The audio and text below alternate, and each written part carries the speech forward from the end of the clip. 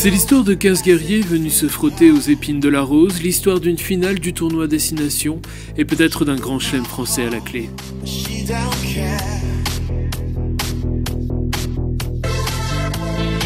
Une équipe de France invaincue depuis le début du tournoi et un 15 d'Angleterre bien décidé à leur en faire découdre, c'est l'histoire du choc de deux peuples, le crunch comme s'amusait si bien à le définir Fabien Galtier.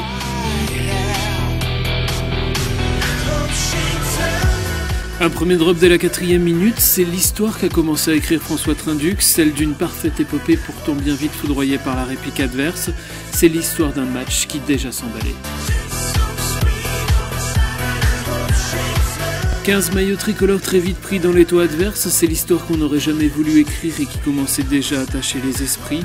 L'histoire d'une équipe anglaise qui avait décidé de tout terrasser, la fable de la rose carnivore et du coq déplumé.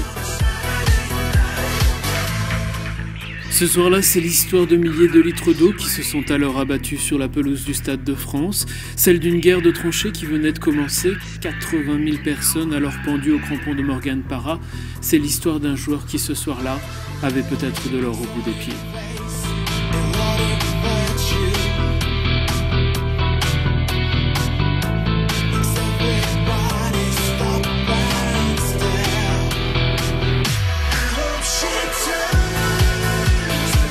C'est une histoire aux 1000 rebondissements, celle d'un 15 de France bien décidé à passer à la vitesse supérieure, d'un bloc à qui plus rien ne semblait résister.